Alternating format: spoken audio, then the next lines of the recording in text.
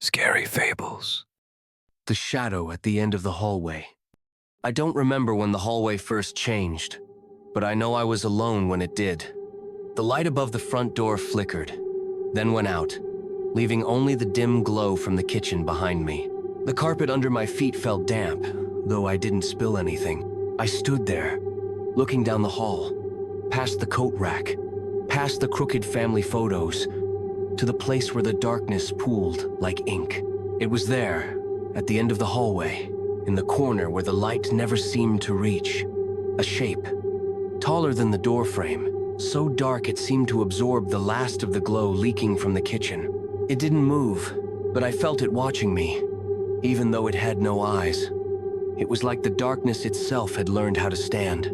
The first time I saw it, I told myself it was just a trick of my tired eyes, that shadows sometimes take on shapes if you stare long enough. But I couldn't stop staring, and the longer I stared, the more I felt like it was waiting for me to notice it, like it had always been there, and I was the intruder. I tried to sleep that night, but I could hear it in the hallway. It was the sound of the carpet fibers being crushed under invisible weight, the creak of the floorboards shifting under something heavy. I pulled the blanket over my head, but it didn't block out the soft whisper that rose from the end of the hall. So close I could almost feel it on my neck. Come see. Every night it would whisper. Every night I would tell myself it wasn't real. I kept the hallway light on, but it didn't matter. The bulb would buzz, then go out, leaving the hallway dark, leaving it there. The shadow, watching me. I tried calling friends to stay over, but no one stayed past midnight. They would sit in the living room with me, laughing, telling me I was paranoid. But when the lights flickered, they'd go quiet, glancing toward the hallway, and I could see it in their eyes that they saw it too. They would leave, promising to check on me the next day, but they never came back. The shadow would wait until I was alone again. Then it would move closer. Come see. I stopped eating. I stopped showering. The hallway was the only thing I could think about. I'd see it in my dreams. A tall, thin figure at the end of an endless hallway, stretching its arms toward me.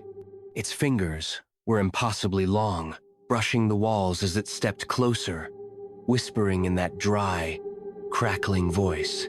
Come see. One night, I woke up to find it standing at the doorway of my bedroom. It was the same shape, the same darkness, but closer. It tilted its head at me, a sound like cracking twigs echoing through the room. My body wouldn't move, pinned by an invisible weight. I could only watch as it reached out a hand, pointing back down the hallway. Come see. I don't know why I got up. I don't know why I followed it. My feet moved on their own, stepping onto the cold floor, following it as it glided backward down the hallway, its dark form pulling the shadows along with it.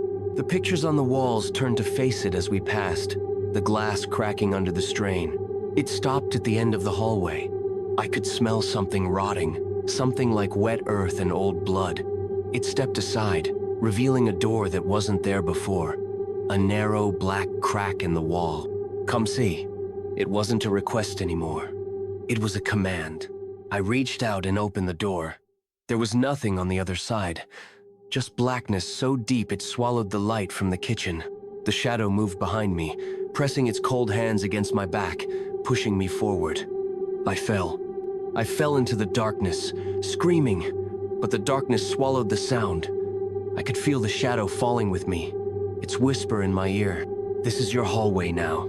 I woke up on the floor, back in my hallway, but it wasn't the same.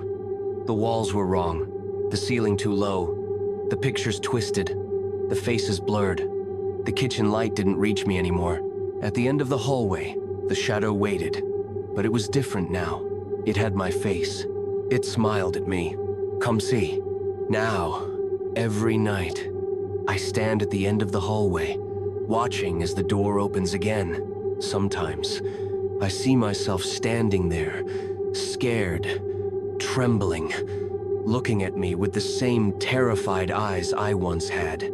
I smile and raise my hand, pointing toward the black crack in the wall. Come see.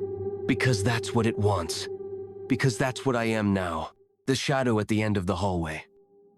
Another scary fable told. another night survived.